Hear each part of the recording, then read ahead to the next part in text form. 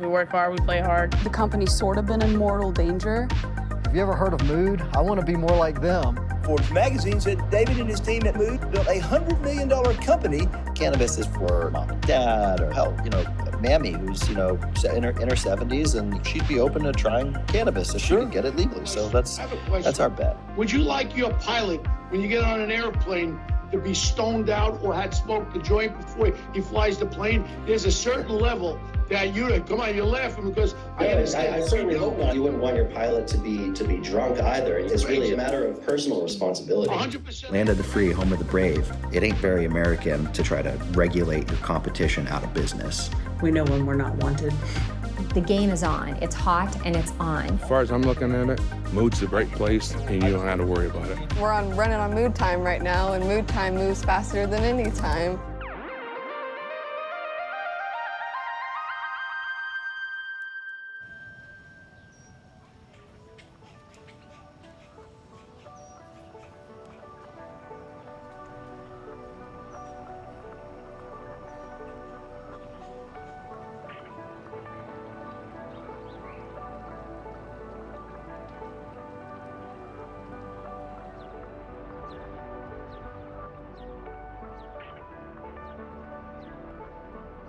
I've never been anywhere or heard of companies relocating hourly staff. And so when he offered that to everybody, and he made it that I love you all have helped build the company, you're the reason why we are the way we are, we want to move everybody.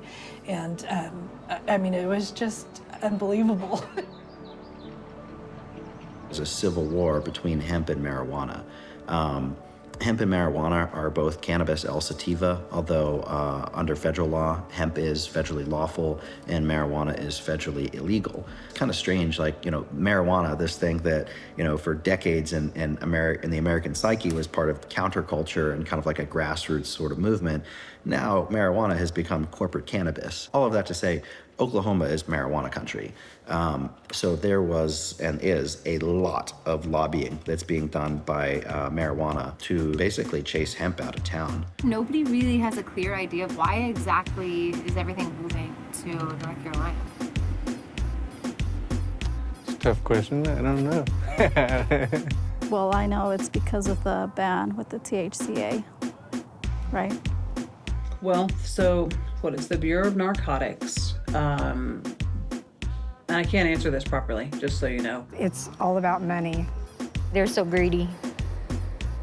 I think if they can't get their part, they don't want you around. These two already took my answer. Probably because there's a big, medicinal marijuana contingency here, if I'm guessing. It wasn't necessarily a public health or public safety concern. It was just an opposition to the category itself. Yeah, and certainly Rod will be able to give a much more articulate response.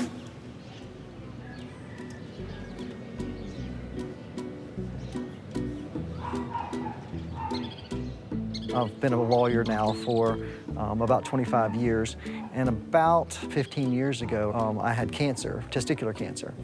And I was going through chemotherapy, and as with a lot of chemotherapy patients, I was very, very sick, and I was feeling achy, nauseated, just generally terrible.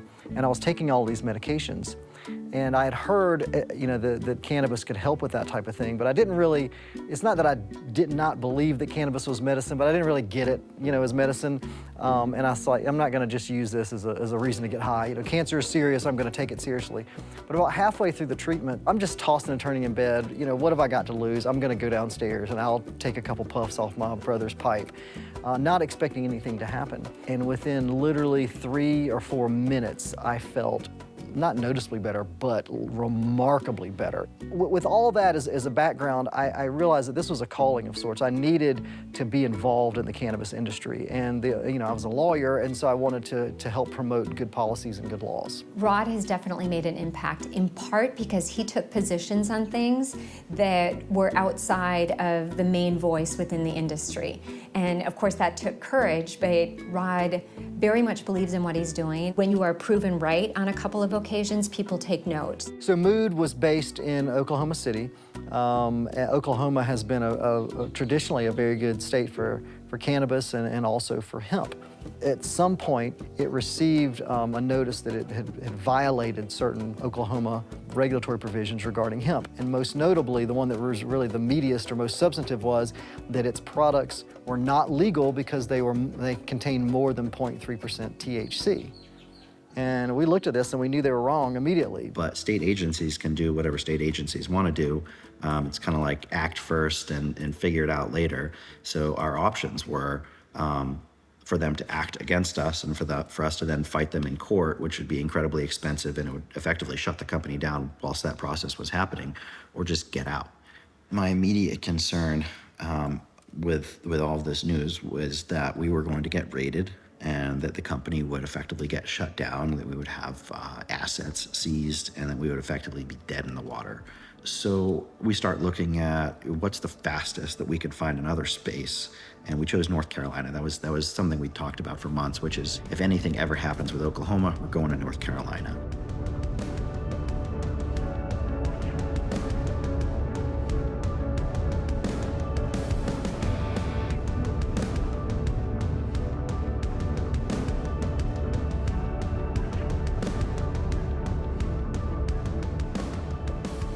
So is you, Bella, Malachi, and then Wes and Caden are on their way in? Everybody is here now. I just picked everybody up from the airport. Our plan is to unload the truck. We just can't work here until we have the key. So where are we going to land and when? It's changed by the hour, essentially every hour for the last 2 weeks. You know, all this shit's got people's heads spinning. I know. This is at breakneck speed. Typical's 3-4 months. I know. Yeah. So, you know, everybody's jumping as best we can. Yeah, I appreciate it. I appreciate everything you guys have done and are doing. Okay, well, yeah, just turn on the charm, get a little tap dancing, and you might have keys by the end of the day. Yo, why are you jerking the seatbelt? Bro, That's crazy. hang on. Oh, he's doing it again. Yo, I'm trying to get it to lock. Hang on. Oh, my Lanta. See what we deal with? Oh, my God. Hang on. Hey, he's getting it twisted. Who's that dog? Can I pet that dog? Can I pet that dog? It's a Great Pyrenees. Oh, that's my hat. Look, it's right there. Oh, my gosh.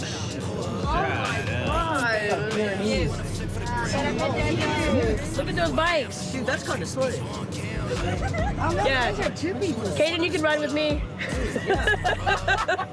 Another dog. Oh, that one's dancing. That's a big dog. Holy. Can I pet that dog?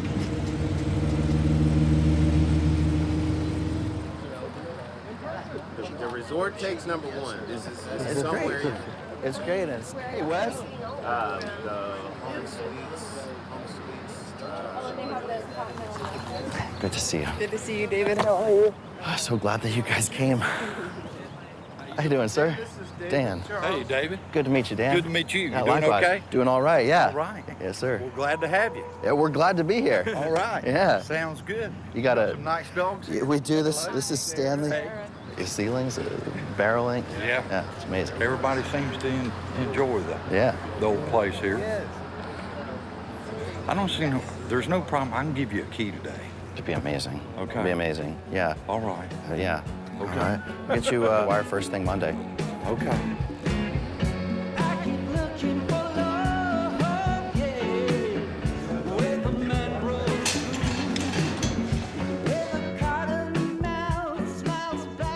We pulled it off. We're here.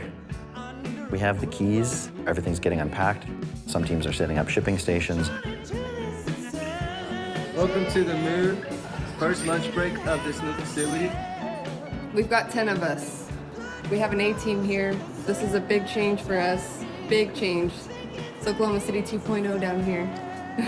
You don't understand. This is going to be so much fun because there's going to be so much work that goes into it, but it's going to build camaraderie, and we're going to have stories that we'll be able to tell forever. We all have these little nuggets about us, you know what I mean? Like we all come together and like we're one big happy meal.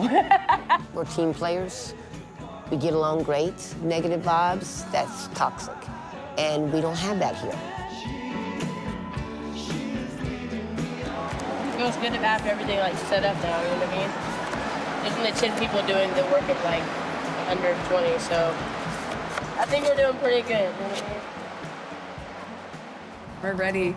We've got a week's worth of packaging for flour. We ran some pre-rolls this morning, so we should be good to go. I'm ready for those orders to be turned back on. About half of this team of 10 has already made the decision to move before they even had any details. People are sitting at home right now trying to, I gotta make this work so they can move. Everybody really wants to go that much. I just want to take and have the best future for my son. Oklahoma City, I've made it my home. I've been there for the past 16 years. The more I think about it, and the more that I want to be in a position and I want to follow a gentleman that's going to treat his employees good. I appreciate you guys very much. You're doing awesome. And just got word the janitor is moving. Yeah, I know we're working hard every day. We go and we, you know, just get it knocked out, and then we play harder. You know what I mean? We work hard, we play hard. It's kind of a mixture of both things, honestly. Like, we make our nights count. That's you. Where'd you get that? Hayden? Look at this one. That looks like Hayden's, Bob. I'm going to bed early tonight, then, like, tattoos. Psych!